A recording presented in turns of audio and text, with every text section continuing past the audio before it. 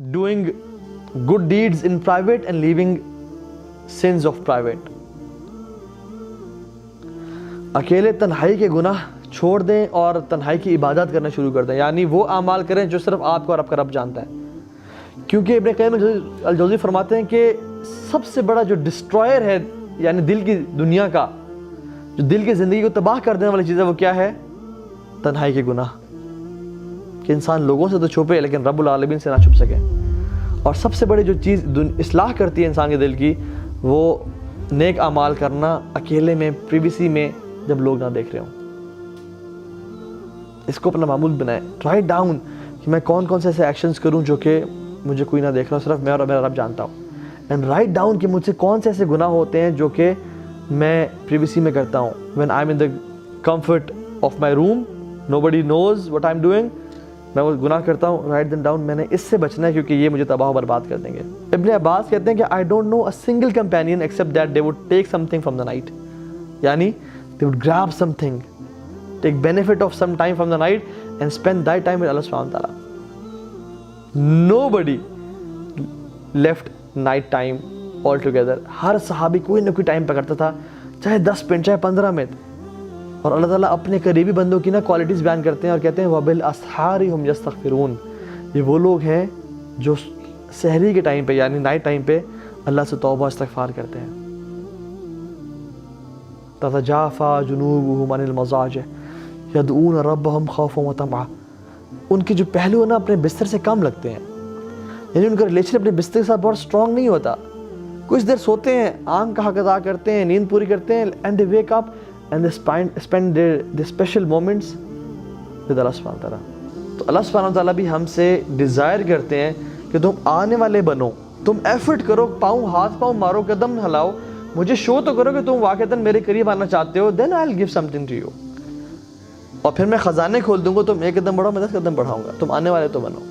So the desire of change has to come within yourself. اور یہ بات یاد رکھیں کہ یہ سیشنز منڈے کو ہمیشہ ہوتے ہیں پچھلے کافی ٹائم سے، اور الحمدللہ سلف صالحین the pious predecessors they used to say کہ knowledge that doesn't stop one from bad deeds would never save one from hellfire. Knowledge should stop one from bad deeds, otherwise it is ilmul la yanfa. It is knowledge which is not beneficial at all. So we need to have knowledge which is beneficial. رسول اللہ صلی اللہ علیہ وسلم دعا کرتے تھے اللہم انی اعوذ بکا من علم لا ینفع. یا اللہ میں تیرے سے پناہ مانگتا ہوں اس علم سے. اللہ علم سے پناہ، جی، لا ینفع، جس کا بینیفٹ کوئی نہ ہو، یعنی وہ گناہوں سے نہ بچا پائے. جو ایمان ہمیں گھر سے اٹھا کے مسجد تک نہ لے جائے، اتنا ویک اور میک ہو، وہ ہمیں اس دنیا سے جنت تک کیسے لے جائے گا. So desire to build your ایمان has to come within ourselves انشاءاللہ. اور ہمیں کوشش کرنی چاہیے کہ ہم اس نالج کو ایکشنز میں امپلیمنٹ کریں، کیونکہ ہمت العالم العمل و ہمت جاہل الروایا.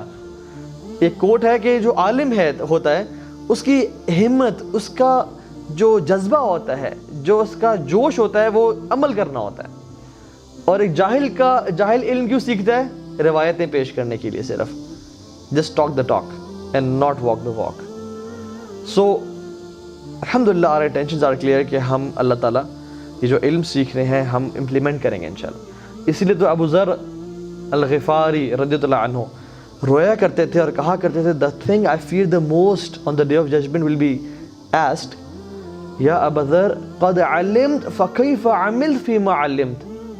اے ابو ذر تو جان چکا تھا، فکیف عملت فیما علمت، تو نے کیا عمل کیا جو تو جان چکا تھا. This علم will be حجت لک او علیک، ہمارے اگینسٹ کھڑا ہوگا یا ہمارے ساتھ کھڑا ہوگا.